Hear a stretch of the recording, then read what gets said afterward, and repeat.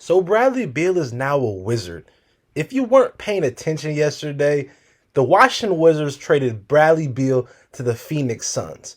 In return, the Washington Wizards received Chris Paul, Landry Shamet, and multiple second round picks and pick swaps. And the Wizards also threw in there Jordan Goodwin and Isaiah Todd. Now, I'm going to be talking about both sides of the trade. Of course, I'm going to be talking about the Suns side for a little bit longer than I talk about the Wizards because the Suns have KD and Devin Booker, and they just added Bradley Beal, who is another All-Star. So that's very interesting to talk about. But first, let's get into these Washington Wizards. I'm actually really happy with what the Wizards did. Over the past few years, the Washington Wizards have been one of those teams that has just been mediocre.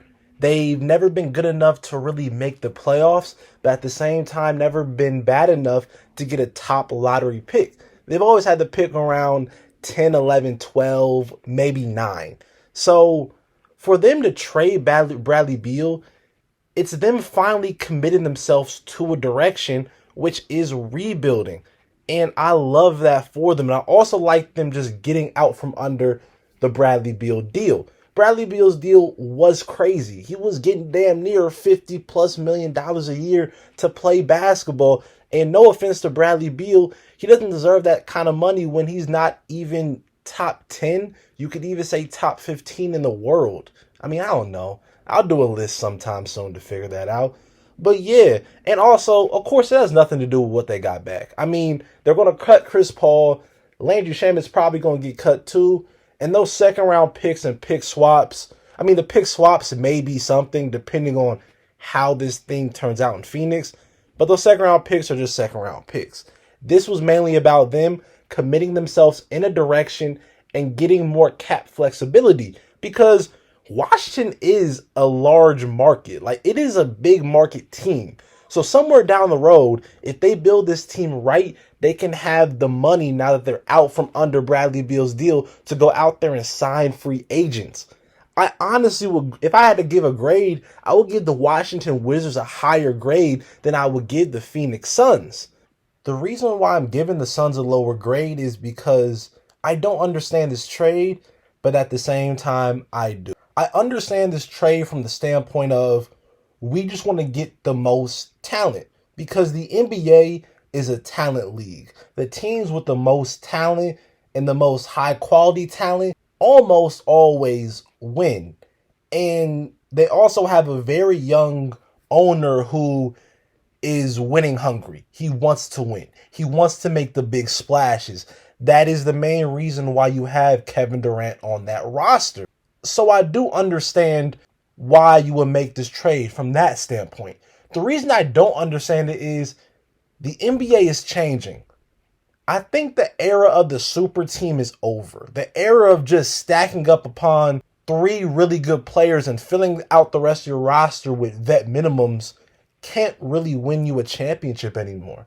I mean, if you've seen in these last 3 or 4 finals winners, these teams have been deep. These teams have had versatility.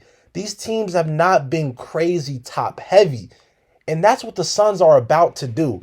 Because if you really look at the Suns roster right now, it is not much outside of their top 3. I mean, they have 7 players under contract. One of them is DeAndre Ayton, which is a huge question mark on what type of player he will be, especially in this system and what he will be willing to do. I mean, we know we're going to get from KD, Devin Booker, and Bradley Beal, but then it's like Cameron Payne, Isaiah Todd, who is a dude I am pretty high on because of how young he is. I mean, he was drafted pick 31 in 2021. He's a very young player who has a ton of natural ability that I think just needs to be honed. I mean, he was one of the first dudes to opt out of playing college basketball, instead going to play in the G League. And then it's like Jordan Goodwin, you only have about 5 players that out of those 7 that are probably really going to play minutes. And you have $163 million in salary dedicated to Ayton, KD, Booker, and Beal.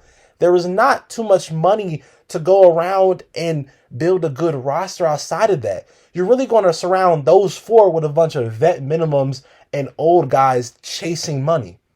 I mean, not chasing money, chasing a ring. Now, I think the way for the Suns to fix that is really trade Ayton.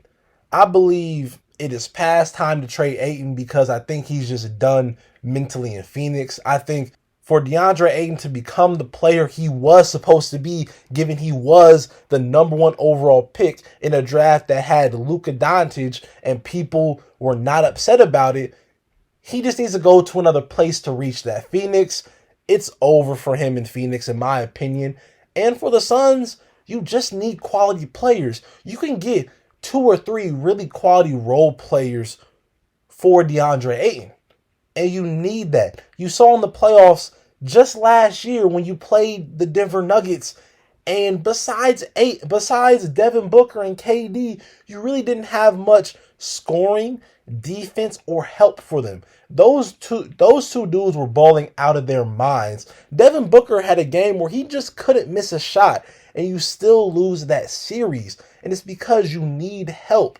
That is why I don't understand why you put all your chips in the basket for Bradley Beal and not go out there and just build a good team around them.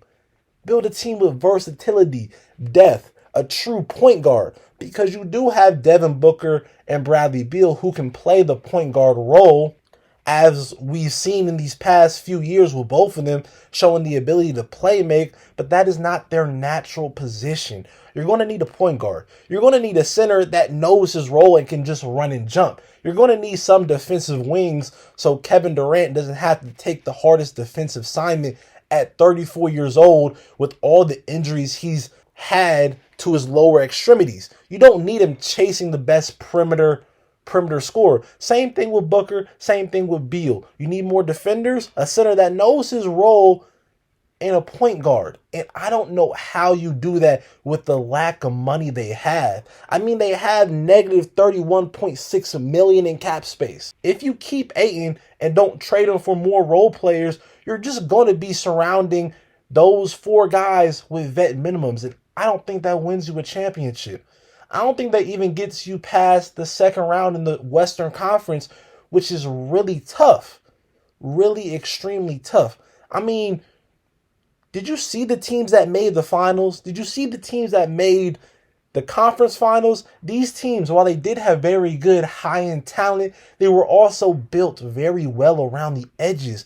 I mean, the Denver Nuggets had a team that fit great together. They had glue guys like Aaron Gordon, Bruce Brown, and KCP who knew their role and could play it well. And you can't get guys like that if you just don't have money and just put all your money into your top 3 guys. Really, your top 4 guys. And one of your top 4 guys isn't even that good and has been playing terrible for the standards that he should have. So I don't know. I don't know if this makes the Suns a contender, but I just know for sure this is not going to win them a finals. They're going to need to make some incredible moves. They're going to need to do some incredible things with money or hope people would take pay cuts for me to really believe in this team. All in all, that is how I feel about the Bradley Beal trade. Please, down in the comments below, let me know how you feel. Let me know what your grades are. Let me know what you think the Phoenix Suns will actually do next year if this roster is going to look like how we think it's going to look like. I love y'all. Thank you for the support. I'm back. I'm sorry for the 2-week hiatus or break. I've been busy, but I'm going to be back on it now. I love y'all. Peace.